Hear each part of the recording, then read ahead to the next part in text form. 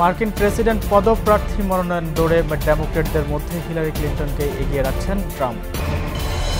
ভারতের দরিদ্রদের জন্য 5 কোটি বাসস্থান নির্মাণ করবে বলেছে প্রধানমন্ত্রী নরেন্দ্র মোদী। ইয়েমেনের সৌদি জোটের বিমান হামলায় নিহত 30। -2 ফর্মুলার সাথে 2 সম্পাদক জড়িত ছিলেন বলছেন প্রধানমন্ত্রী শেখ হাসিনা। এবং এশিয়া কাপ টি-20 আসরের ট্রফি উন্মোচন। আসসালামু আলাইকুম, শুনছিলেন প্রধান শিরোনাম। মিলেনিয়াম সংবাদের সঙ্গে আছি আমি আবু নোমান। এবারে বিস্তারিত। মার্কিন প্রেসিডেন্ট পদপ্রার্থী মনোনয়ন দৌড়ে ডেমোক্র্যাটদের মধ্যে হিলারি ক্লিন্টনকে এগিয়ে রাখছেন ট্রাম্প। আর রিপাবলিকানদের মধ্যে নিজেকে যোগ্যতম দাবি করে জেব বুশের পতনের দায়ভার নিতে অস্বীকৃতি জানিয়েছেন এই রিয়েল এস্টেট ব্যবসায়ী। মনোনয়নের দৌড় থেকে জেব বুশের সরে যাওয়ার পর নিজেদের মধ্যে প্রতিদ্বন্দ্বিতা আরও শক্ত হবে বলে মনে করছেন রিপাবলিকান প্রার্থীরা। এদিকে নেভাদায় ডেমোক্র্যাটদের মধ্যে বিজয়ী হিলারিকে অভিনন্দন জানালেও নিজ প্রচারণায় আরও জোর দিলে ফলাফল অন্যরকম হতে পারত বলে মন্তব্য করেছেন বার্নি স্যান্ডার্স। সাউথ ক্যারোলিনার দ্বিতীয় প্রাইমারি নির্বাচনেও বড় জয়ের পর ফ্লোরিডায় নির্বাচনী সমাবেশে বক্তব্য রাখেন ট্রাম্প। প্রেসিডেন্ট হলে মার্কিন জনগণের জন্য নতুন কি যোগ করবেন সে বিষয়ে সমর্থকদের সঙ্গে কথা বলেন তিনি। ইসরায়েলি ফিলিস্তিনি সংকট, স্বাস্থ্যসেবা সহ সব সমস্যার সমাধান একমাত্র তিনিই করতে পারবেন বলে দাবি করেন এই মাল্টি বিলিয়নার ব্যবসায়ী। আর প্রেসিডেন্ট নির্বাচনে নিজের প্রতিদ্বন্দ্বী হিসেবে হিলারি ক্লিন্টনকে দেখেন বলে মন্তব্য করেন ট্রাম্প। ইরাক যুদ্ধের জন্য সাবেক প্রেসিডেন্ট জর্জ বুশকে দায়ী করে তার ভাই জেব বুশের পরাজয়ের জন্য বুশ পরিবারের যুদ্ধনীতির কঠোর সমালোচনা করেন তিনি। এদিকে নেভাদায় সামান্য ব্যবধানে হেরে হিলারির কাছে পরাজয় মেনে নিয়েছেন স্যান্ডার্স। তিনি বলেন, নিউ হ্যাম্পশায়ারের হারের পর নেভাদায় বিজয়ের জন্য প্রচারণার জোর পরিশ্রম করেছেন হিলারি ও তার সমর্থকরা। স্যান্ডার্স বলেন, হিলারির এ বিজয় তার প্রাপ্য ছিল। প্রধানমন্ত্রী নরেন্দ্র মোদী বলেছেন, 2022 সালের মধ্যে সরকারি ব্যবস্থাপনায় দরিদ্র অধিবাসীদের জন্য 5 কোটি বাসস্থান নির্মাণ করা হবে। ভারতের ছত্তিশগড়ের রায়পুরে একটি অনুষ্ঠানে তিনি এ মন্তব্য করেন। গত বছর দরিদ্র মানুষের জন্য বাসস্থান নির্মাণে প্রধানমন্ত্রী বাসস্থান যোজনা নামে একটি প্রকল্প চালু করা হয়। নরেন্দ্র মোদী জানায়, রাজ্য এবং কেন্দ্রীয় সরকার যৌথভাবে এই প্রকল্প বাস্তবায়নে কাজ করবে। নরেন্দ্র মোদী আরও জানিয়েছেন, সেই সাথে স্বাধীনতার 75 বছর পূর্তিতে প্রত্যেক ভারতীয় নাগরিকের বাসস্থান নিশ্চিত করতে তার সরকার প্রতিজ্ঞাবদ্ধ। ভারতে প্রায় 7 কোটি 80 লাখ মানুষ গৃহহীন অবস্থায় বসবাস করে।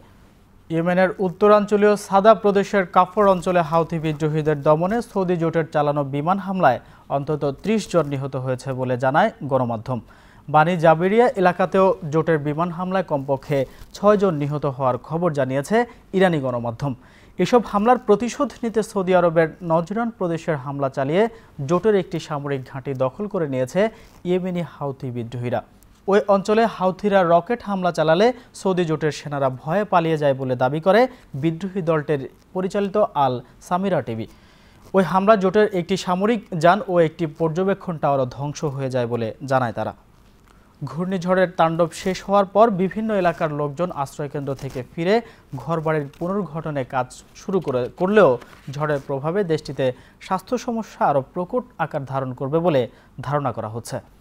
এছাড়া তীব্র বৃষ্টিপাতের কারণে তলিয়ে গেছে দ্বীপরাষ্ট্রের বহু রাস্তাঘাট। ফিজির সামরিক বাহিনী ও বিভিন্ন এলাকার লোকজন তাদের ঘরবাড়ি পুনর্গঠনে কাজ শুরু করে। গত শনিবার ভয়াবহ ঘূর্ণিঝড় উইনস্টন দেশটির বিভিন্ন এলাকায় আঘাত হানার পর লণ্ডভণ্ড হয়ে গেছে শত শত ঘরবাড়ি ও গাছপালা। বৃষ্টিতে দেশটির অধিকাংশ রাস্তাঘাট তলিয়ে যাওয়ার পর থেকেই অচল হয়ে পড়েছে যোগাযোগ ব্যবস্থা। এছাড়া এখনও বিদ্যুৎ বিচ্ছিন্ন রয়েছে দেশটির অধিকাংশ এলাকায়। এ পরিস্থিতিতে দুর্যোগ মোকাবেলায় দেশবাসীকে ঐক্যবদ্ধ হওয়ার আহ্বান জানিয়েছেন দেশটির সরকার। এদিকে নিচু অঞ্চলে বেশিরভাগ ফসল নষ্ট হয়ে যাওয়ায় এবং বিশুদ্ধ খাবার পানির অভাবে দেশ জুড়ে বিভিন্ন রোগ ব্যাধি ছড়িয়ে পড়ার আশঙ্কায় লোকজনকে সতর্ক করেছে বিভিন্ন ত্রাণ সংস্থাগুলো। ঘরবাড়ি ধ্বংস ও ব্যাপক ক্ষয়ক্ষতির কারণে সরকারি উদ্যোগে স্থাপিত 750 আশ্রয়কেন্দ্র এখনও রয়েছেন বহু লোকজন। এর আগে দেশ জুড়ে সর্বোচ্চ সতর্কতা জারি করা হলেও সোমবার তা তুলে নেওয়া হয়। তবে আগামী 1 সপ্তাহ সব স্কুলের কার্যক্রম বন্ধ রাখার নির্দেশ দিয়েছেন সরকার। এদিকে 2 দিন বন্ধ থাকার পর মানবিক সহায়তা গ্রহণ ও পর্যটকদের নিজ দেশে ফিরে যাওয়ার সুবিধার্থে সোমবার দেশটির নাদিয়া আন্তর্জাতিক বিমানবন্দর চালু করা হয়েছে। তুরস্কের 3 সাংবাদিককে অপহরণের 2 দিন পর মুক্ত করে দিয়েছে বিদ্রোহী দল কুর্দিস্তান ওয়ার্কার্স পার্টি পিকেকে। দেশটির দক্ষিণ পূর্বাঞ্চল থেকে অপহরণের পর দেশটির রাষ্ট্রীয় সংবাদ সংস্থার ওই 3 সাংবাদিককে ছেড়ে দেওয়া হয়। পুলিশ জানায়, সংবাদ সংস্থাটির এক প্রতিনিধি, ফটো সাংবাদিক ও ক্যামেরাম্যান গত সপ্তাহে অনুমতি ছাড়া পিকেকে নিয়ন্ত্রিত মার্দিন প্রদেশের নুসাইবিন জেলায় একটি ভিডিও ধারণ করার উদ্দেশ্যে গেলে তাদের অপহরণ করা হয়। সরকার ও বিদ্রোহী দল পিকেকের মধ্যে হওয়া যুদ্ধবিরতি গত বছর ভেঙে দেওয়ার পর থেকে ওই এলাকায় সহিংসতা বিরাজ করছে। তুরস্কের দক্ষিণ পূর্বাঞ্চলীয় শহর দিয়ারবাকিরে পুলিশের সাথে কয়েকশো বিক্ষোভকারীর সংঘর্ষ হয়েছে। কারফিউ ভেঙে বিক্ষোভ করার সময় পুলিশ বাধা দিলে সংঘর্ষ বেঁধে যায়। এ সময় বিক্ষোভকারীরা পুলিশকে লক্ষ্য করে পাথর ছোড়ে এবং পুলিশের গাড়িতে আগুন ধরিয়ে দেয়। বিক্ষোভকারীদের ছত্রভঙ্গ করতে টিয়ার গ্যাস ও জল কামান ব্যবহার করে পুলিশ। কুর্দি অধ্যুষিত দক্ষিণ পূর্বাঞ্চলীয় এ এলাকায় 2.5 বছর ধরে কুর্দিস্তান ওয়ার্কার্স পার্টির পিকেকের সাথে তুরস্কের নিরাপত্তা বাহিনীর সংঘর্ষ অব্যাহত রয়েছে। পিকেকের সাথে যুদ্ধবিরতি চুক্তি ভেঙে যাওয়ার পর 2015-এর 2 ডিসেম্বর থেকে দিয়ারবাকিরে কারফিউ জারি করেছে আঙ্কারা সরকার। 1984 সাল থেকে দুই পক্ষের মধ্যে চলা সংঘর্ষে এখন পর্যন্ত এই অঞ্চলে প্রায় 40,000 মানুষ নিহত হয়েছে।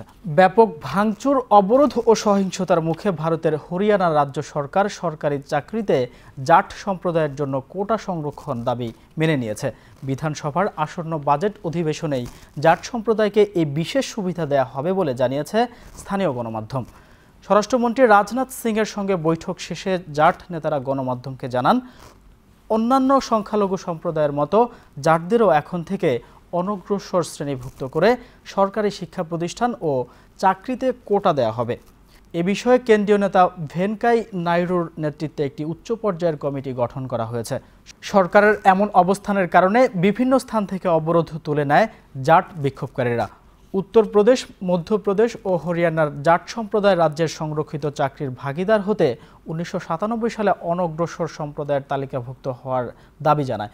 পরবর্তীতে কংগ্রেসে বিধানসভায় নির্বাচনে জোটের জন্য কোটা সংরক্ষণের প্রতিশ্রুতি দিলেও পরে তা রাজ্যের আদালতে খারিজ করে দেন। তারপর থেকেই দাবি আদায়ে বিক্ষুব্ধ হয়ে ওঠে জাটরা। ভারতের উত্তরাঞ্চলীয় রাজ্য হরিয়ানা জাট সম্প্রদায়ের বিক্ষোভের পর দিল্লিতে প্রায় 1 কোটি মানুষ তীব্র পানি সংকটে পড়েছেন। দিল্লি পানি বোর্ডের প্রধান কেশব চন্দ্রের বরাতে জানায়, সেনাবাহিনী পানি লাইনের নিয়ন্ত্রণ দিলেও স্বাভাবিক অবস্থা ফিরতে আরও অন্তত 3 থেকে 4 দিন সময় লাগবে। দিল্লির 1,60,00,000 অধিবাসীর পানি সরবরাহের প্রধান উৎস পাশের রাজ্য হরিয়ানা মুনাক খাল। গত শুক্রবার থেকে জাট বিক্ষোভকারীরা খালটি দখল করে রেখেছিল। সোমবার সকালে সেনাবাহিনী খালটির নিয়ন্ত্রণে নিলেও পানি লাইনের মেরামত করতে সময় লাগছে। সরকারি শিক্ষা প্রতিষ্ঠান ও চাকরিতে কোটার দাবিতে বিক্ষোভে গত 3 দিনের সহিংসতায় অন্তত 16 জন নিহতের খবর জানায় গণমাধ্যম। দর্শক, এবার মিলেনিয়াম বাংলাদেশ প্রসঙ্গ।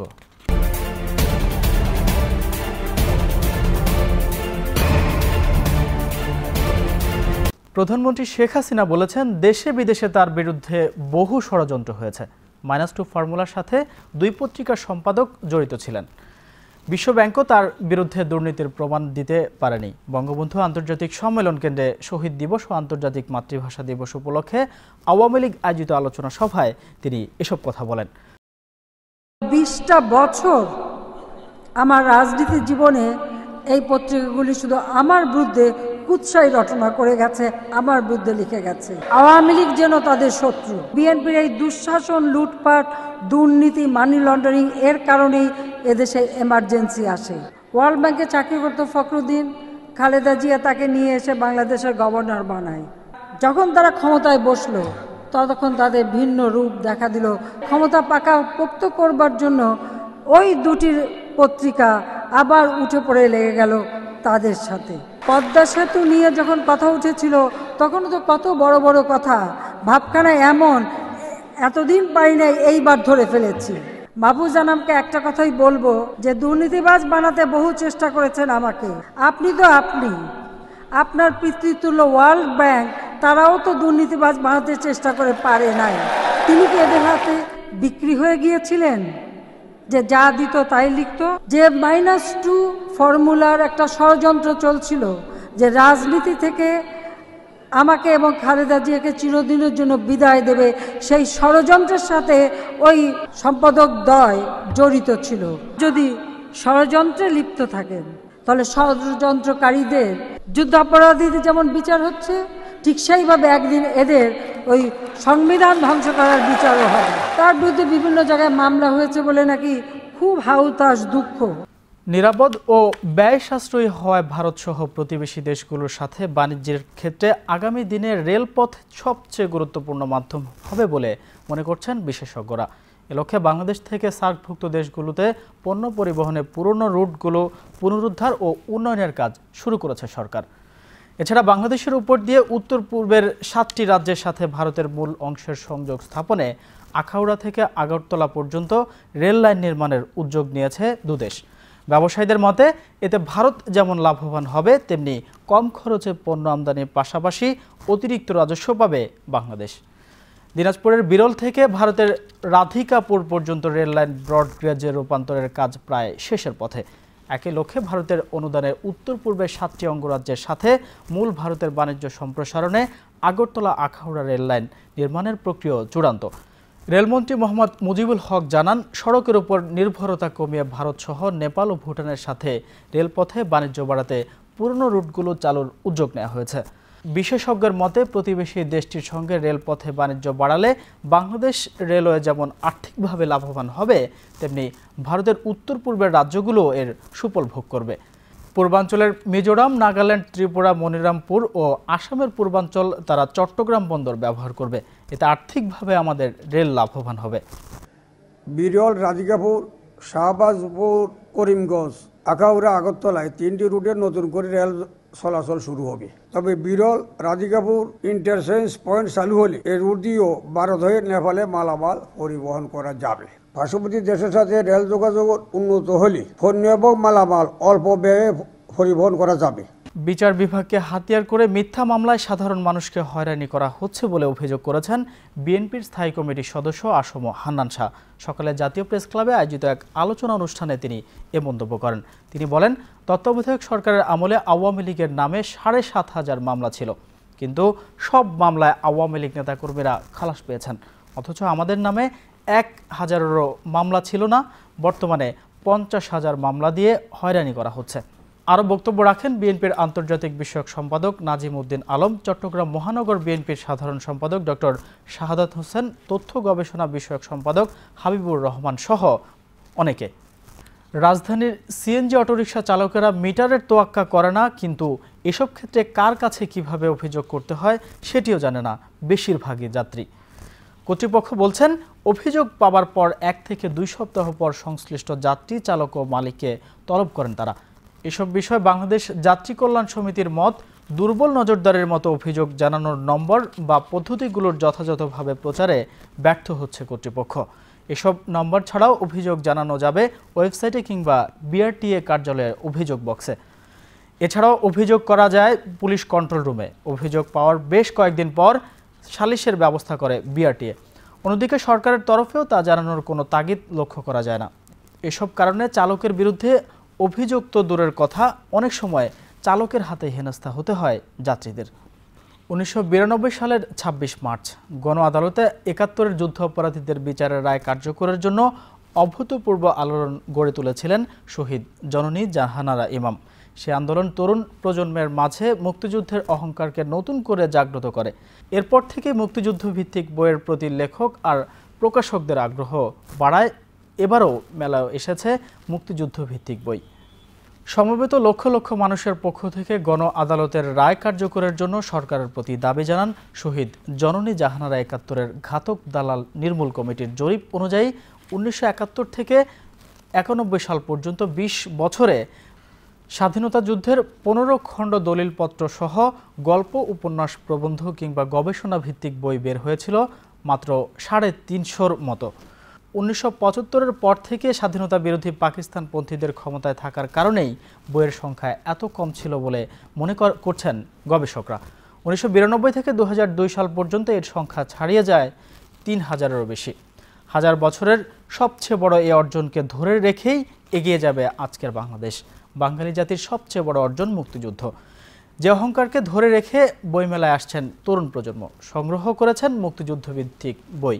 আর এক্ষেত্রে তথ্য আর বস্তুনিষ্ঠার উপর সমন্বয় রেখে বই লেখার উপর গুরুত্ব আরোপের কথা বলেন গবেষকরা। দর্শক, এখন দেখবেন আমাদের বিভিন্ন প্রতিনিধিদের পাঠানো সংবাদ।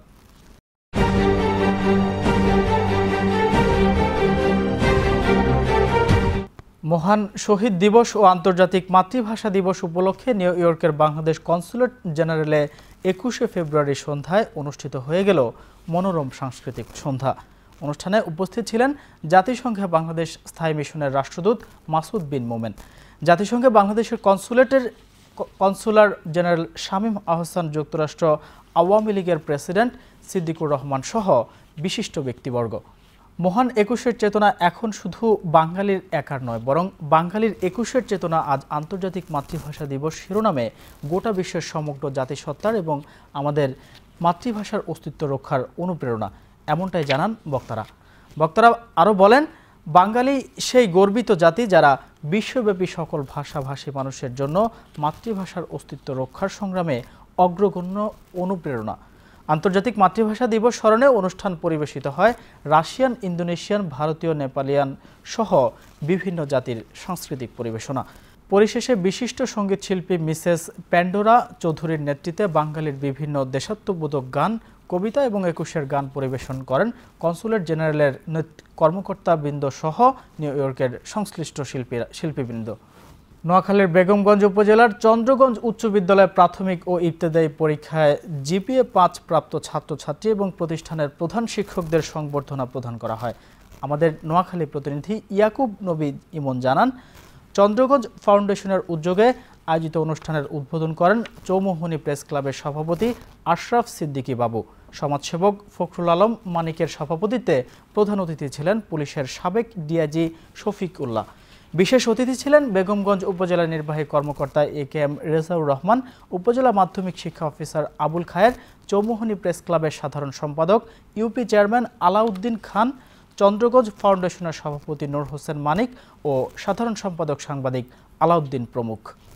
আসন্ন ইউনিয়ন পরিষদ নির্বাচন 2016 সামনে রেখে চেয়ারম্যান পদপ্রার্থীদের মাঝে শুরু হয়েছে প্রচারণা।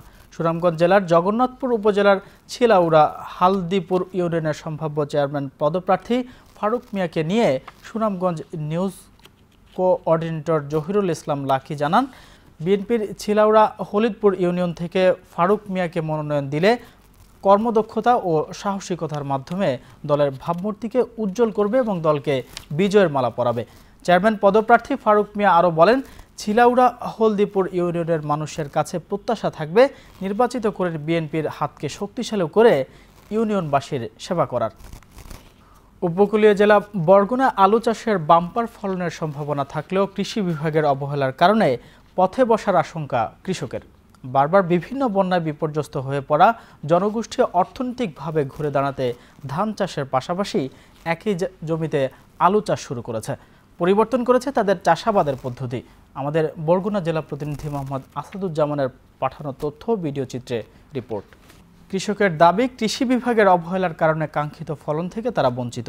বিভিন্ন বন্যায় সর্বশান্ত হওয়া বরগুনা সদর উপজেলা, পাথরঘাট উপজেলার কাকচিড়া ও জালিয়াঘাট গ্রাম, বেতাগী, আমতলী, বামনা ও তালতলী উপজেলার প্রায় 3টি গ্রামে দেখা মিলবে আলু ক্ষেতের। জেলায় মোট 1020 হেক্টর জমিতে আলু চাষের লক্ষ্যমাত্রা নির্ধারণ করে কৃষি বিভাগ, যার মধ্যে আবাদ করা হয়েছে 1150 হেক্টর জমিতে। শুধু পাথরঘাটায় নির্ধারণ করা হয় 550 হেক্টর জমিতে, যা তাদের নিজেদের চাহিদা পূরণ করে বাড়তি আয়ের পথ হয়ে দাঁড়িয়েছে। দর্শক, মিলেনিয়াম সিলেটের জৈন্তাপুর উপজেলার 6টি ইউনিয়নের অনাবাদী ও পতিত জমিতে আম ও লিচু চাষের উজ্জ্বল সম্ভাবনা রয়েছে। কালের বিবর্তনের ফলে আম ও লিচু চাষ এখন প্রায় বিলুপ্তির পথে। সরকারি পৃষ্ঠপোষকতা পেলে এ উপজেলায় পুনরায় আম ও লিচু চাষের বৈপ্লবিক সাফল্য অর্জন করা সম্ভব হবে বলে জৈন্তাপুর সিলেট থেকে SM রাজু জানান। জৈন্তাপুর উপজেলার মোকামপুঞ্জি, লালখাল, কমলাবাড়ি, ঘাটের চটি, ঠাকুরের মাঠি পাহাড়ি জমিতে উন্নত মানের আম ও লিচু চাষের জন্য উল্লেখযোগ্য। এছাড়াও উপজেলার 6টি ইউনিয়নের আশপাশের এলাকার সমতল জমিতে আম ও লিচু চাষ করে আত্মনির্ভরশীল হওয়া সম্ভব। স্থানীয় এলাকার দরিদ্র কৃষকদের আম ও লিচু চাষের জন্য সরকারিভাবে বিনামূল্যে আম ও লিচু চারা বিতরণ করা হলে এই ইউনিয়নের 6টি ইউনিয়নের পুনরায় আম ও লিচু চাষের বিপ্লব ঘটবে। 21শে ফেব্রুয়ারি মাতৃভাষা শহীদদের স্মরণে আন্তর্জাতিক মাতৃভাষা দিবস পালন করেছেন মাধবদী পৌরসভা, Madhabdi press club, Madhabdi SP institution, Haji Lal Mia Mollah উচ্চ বিদ্যালয় সহ বিভিন্ন সংগঠন। মাধবদী সংবাদদাতা রেজাউল করিম জানায়, শহীদ মিনারে পুষ্প দিয়ে শহীদদের প্রতি শ্রদ্ধা নিবেদন ও শহীদদের আত্মার মাগফিরাত কামনায় মোনাজাত করা। মাধবদী পৌরসভা মেয়র ও সকল কাউন্সিলর ও কর্মকর্তাদের নিয়ে একটি বিশাল র্যালি বের হয়ে মাধবদী বাজারের বিভিন্ন গলি প্রদক্ষিণ করে। অপরদিকে মাধবদী প্রেস ক্লাবের উদ্যোগে প্রেস ক্লাবের সভাপতি আলহাজ জসিমউদ্দিন ভূঁইয়ার সভাপতিত্বে মাতৃভাষা দিবস উপলক্ষে আলোচনা সভা ও শহীদদের আত্মার মাগফিরাত কামনায় দোয়া অনুষ্ঠিত হয়। এ সময় উপস্থিত ছিলেন ক্লাবের সাধারণ সম্পাদক মোহাম্মদ হোসেন আলী সহ অন্যান্য সাংবাদিকবৃন্দ। ভাষা শহীদদের প্রতি শ্রদ্ধার্ঘ্য অর্পণের মাধ্যমে গাজীপুরে যথাযোগ্য মর্যাদায় রবিবার পালিত হয় মহান শহীদ দিবস ও আন্তর্জাতিক মাতৃভাষা দিবস। আমাদের গাজীপুর প্রতিনিধি জসিমউদ্দিনের রিপোর্ট। গাজীপুর কেন্দ্রীয় শহীদ মিনারে শ্রদ্ধাঞ্জলি অর্পণ করেন গাজীপুর জেলা প্রশাসক এস.এম. আলম ও পুলিশ সুপার মোহাম্মদ হারুনুর রশিদ। এরপর গাজীপুর প্রেস ক্লাব সহ বিভিন্ন রাজনৈতিক, সামাজিক ও সাংস্কৃতিক সংগঠন কেন্দ্রীয় শহীদ মিনারে শ্রদ্ধার্ঘ্য অর্পণ করেন। বিভিন্ন সংগঠনের প্রচারণায় গাজীপুর কেন্দ্রীয় শহীদ মিনারে মানুষের ঢল নামে। বাংলাদেশে অধ্যুষিত নিউ জার্সির পেটারসনে বাংলাদেশ জাতীয় দিবস উদযাপন কমিটির উদ্যোগে বিপুল উৎসাহ উদ্দীপনায় অমর 21শে আন্তর্জাতিক মাতৃভাষা দিবস উদযাপিত হয়েছে। নিউ জার্সি থেকে আমাদের প্রতিনিধি বিশ্বজিৎ দে বাবুল জানিয়েছেন, দিবসটি উপলক্ষে 21-এর প্রথম প্রহরে ভাষা শহীদদের প্রতি শ্রদ্ধা জানাতে পেটারসন সিটির John F Kennedy high school প্রাঙ্গণে নয়ন অবিরাম সুদৃশ্য স্থানে প্রায় $1,85,000 মার্কিন ব্যয়ে সরকারি জমিতে নির্মিত স্থায়ী শহীদ মিনারে প্রচণ্ড ঠান্ডা উপেক্ষা করে প্রাণের টানে ছুটে আসেন New Jersey Awami League, Jubo League, Chhatra League, New Jersey state BNP, Jubo Dal, Chhatra Dal, west side voice, Bangladesh Hindu Dharmi Kalyan Sangstha, Moulvibazar district association, Habiganj district association, Sunamganj Jela Kalyan Samiti, Sylhet Dakshin Surma association, Jalalabad association, Biswanath Samiti, Paterson Fermin হলে বাংলাদেশ জাতীয় দিবস উদযাপন কমিটির আহ্বায়ক ব্যবসায়ী নেতা হোসেন পাঠান বাচ্চুর সার্বিক তত্ত্বাবধানে ও সদস্য সচিব আওয়ামী লীগ নেতা সেলিম আহমেদ চৌধুরীর পরিচালনায় বাংলাকে মাতৃভাষার জন্য আত্মত্যাগকারী সকল শহীদ ভাষা সৈনিককে বিনম্র শ্রদ্ধার সহিত স্মরণ করার জন্য আয়োজন করা হয় প্রবাসী বাংলাদেশি শিক্ষার্থীদের জন্য চিত্রাঙ্কন, আবৃত্তি ও কুইজ প্রতিযোগিতা, আলোচনা সভা ও সাংস্কৃতিক অনুষ্ঠানের। ওই অনুষ্ঠানে অতিথি হিসেবে উপস্থিত ছিলেন সিটি কাউন্সিলম্যান ওমান মারিজা ডেফিলা। দর্শক, এবার দেখুন মিলেনিয়াম বাণিজ্য সংবাদ।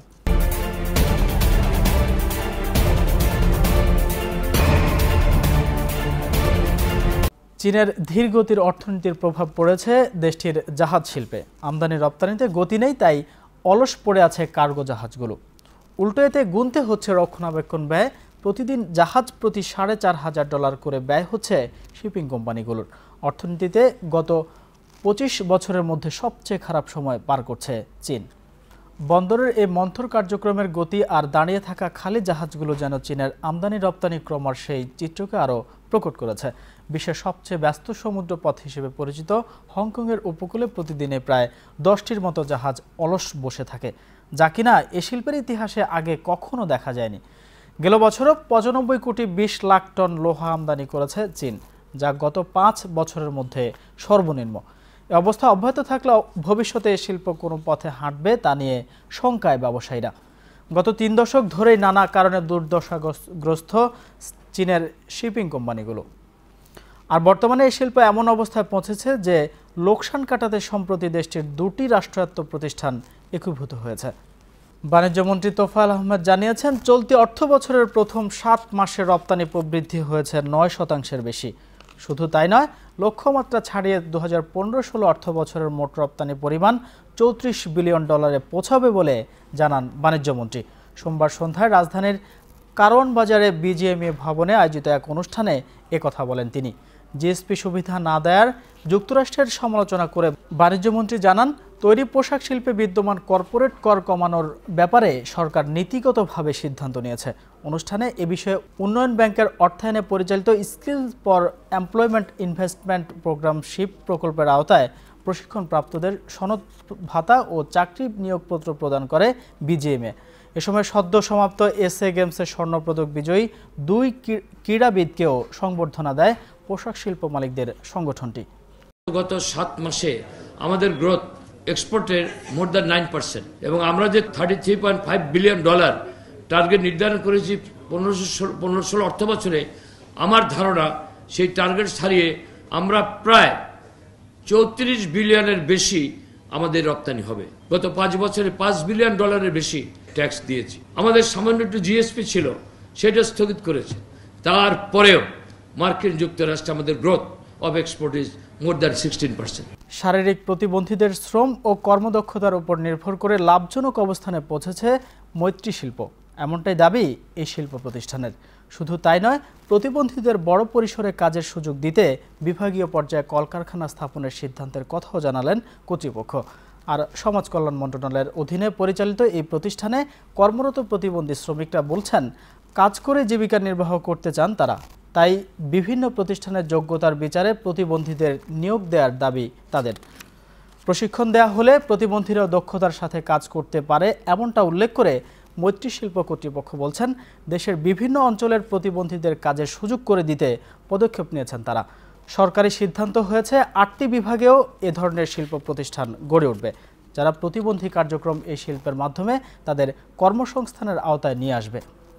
কয়েক বছর আগেও রুগ্ন শিল্প হিসেবে পরিচিত পাওয়া বর্তমানে লাভজনক এই প্রতিষ্ঠানে কর্মরত শারীরিক প্রতিবন্ধীরা প্রমাণ করেছে, উপযুক্ত পরিবেশ পেলে ভারী শিল্প কাজের ক্ষেত্রে কোনো বাধা নয় তাদের শারীরিক সীমাবদ্ধতা। দর্শক, এবার মিলেনিয়াম খেলার সংবাদ।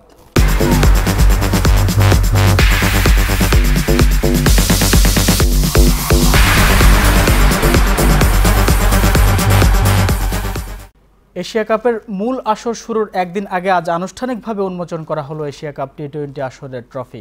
দুপুরে হোটেল লা মেরিডিয়ানে অংশগ্রহণকারী সব দেশের অধিনায়কের উপস্থিতিতে ট্রফি উন্মোচন করা হয়। ট্রফি উন্মোচন অনুষ্ঠানে বাংলাদেশের অধিনায়ক মাশরাফি বিন মুর্তজা, ভারতের অধিনায়ক বিরাট কোহলি, শ্রীলঙ্কার লাসিথ মালিঙ্গা উপস্থিত ছিলেন। আগামীকাল স্বাগতিক বাংলাদেশ আর ভারতের উদ্বোধনী ম্যাচ দিয়ে শুরু হচ্ছে মূল আসর। আর প্রথমবারের মতো ছোট ফরম্যাট বলেই কিনা এশিয়া কাপের 13তম আসর পেয়েছে বাড়তি উন্মাদনা। ট্রফি উন্মোচন অনুষ্ঠানে বক্তব্য রাখেন টাইগার অধিনায়ক মাশরাফি বিন মুর্তজা ও ভারতের বিরাট কোহলি। দুদলের অধিনায়কের এই লক্ষ্য প্রথম ম্যাচে জয় তুলে নিয়ে আত্মবিশ্বাসের পাল্লাটা বৃদ্ধি করা। ক্রিকেট অপারেশনস কমিটিতে নাইমুর রহমান দুর্জয়কে সরিয়ে আবারও চেয়ারম্যান করা হয়েছে সাবেক অধিনায়ক আকরাম খানকে। এছাড়াও বিসিবির কমিটিতে এসেছে ব্যাপক রদবদল। বৈঠক শেষে সাংবাদিকদের এমনটাই জানিয়েছেন বিসিবি সভাপতি নাজমুল হাসান পাপন। ফিক্সিং কাণ্ডে 10 বছর নিষিদ্ধ নাদির শাহ তুলে নিয়েছে ক্রিকেট বোর্ড। তবে শাস্তির মুখে পড়েছেন পেস বোলার রুবেল হোসেন। গেল বছরের অক্টোবরের পর নতুন বছরে ক্রিকেট বোর্ডের প্রথম বৈঠক নেওয়া হবে বেশ কিছু গুরুত্বপূর্ণ সিদ্ধান্ত। তাই 4 ঘন্টা লম্ব এই বৈঠকে বিসিবি কমিটির রদবদলের ব্যাপারটি বেশ প্রাধান্য পাচ্ছে।